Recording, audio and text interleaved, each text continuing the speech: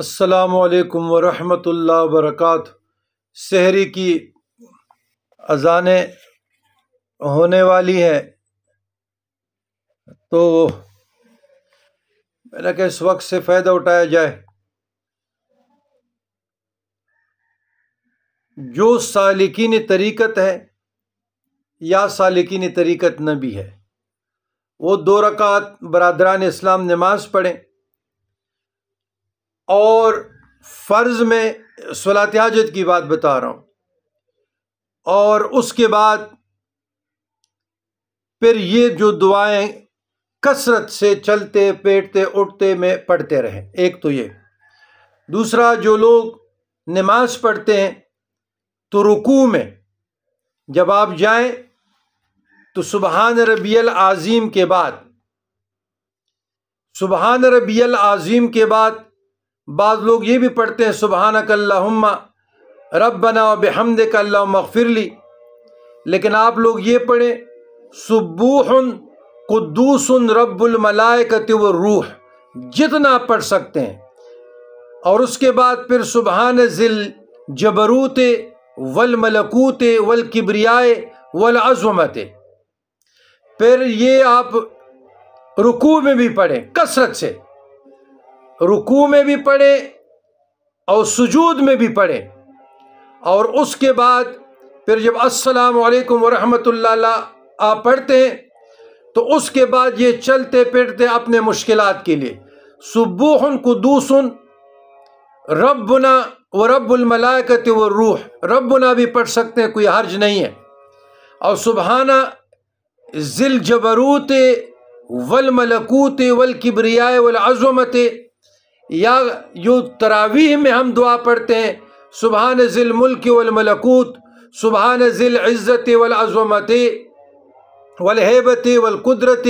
والکبریاء والجبروت، سبحان الملک الحی الذی لا ینام ولا یموت، سبوح قدوس ربنا ورب الملائکۃ والروح۔ اس کے پڑھنے میں بھی کوئی حرج نہیں ہے۔ یہ ٹکڑوں میں، یہ بھی حدیث میں ساری روایتوں میں، لیکن ٹکڑوں میں یہ اکٹھا کیا گیا ہے۔ خوبصورت دعا ہے مشکلات کے لیے، رکوع میں بھی پڑھ سکتے ہیں، اور آپ نوافل میں یہ جو دعائے تراویح ہے یہ رکوع میں بھی پڑھ سکتے ہیں، سجود میں بھی پڑھ سکتے ہیں۔ بقائے یہ 2 جو میں نے سبوح قدوس رب الملائکۃ والروح اور سبحان ذی الجبروت والملکوت والکبریاء والعظمت، یہ تو بقایا حدیث میں صحیح سند کے ساتھ آئی ہے۔ یہ صحیح مسلم صلاۃ المسافرین باب صلاۃ النبی و دعائے باللیل میں آیا ہے، حدیث نمبر 771، و مسند احمد جلد 119 واللفظ لہو، نمبر 4، سبحان ذی الجبروت والملکوت والکبریاء والعظمت، صحیح البخاری الاذان باب ما یقول الامام ومن خلفہ، حدیث 795۔ تو یہ تو حدیث میں اس طرح الفاظ آئے، اور دعائے تراویح جو ہے یہ اصل میں ٹکڑوں کو اکٹھا کیا گیا ہے، لیکن اس کے پڑھنے میں بھی کوئی حرج نہیں ہے، شرعاً کوئی حرج نہیں ہے، اس میں کوئی ایسی الفاظ نہیں ہے جو شریعت کے خلاف ہو۔ سبحان ذی الملک والملکوت، سبحان ذی العزت والعظمت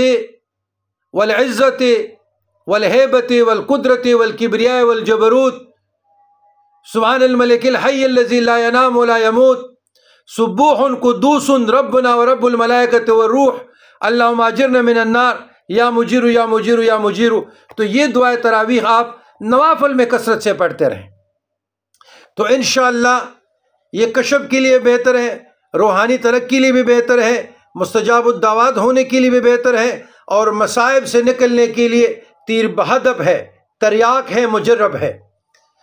رب اشرح لی صدری ویسر لی امری واحلل عقدۃ من لسانی یفقہوا قولی،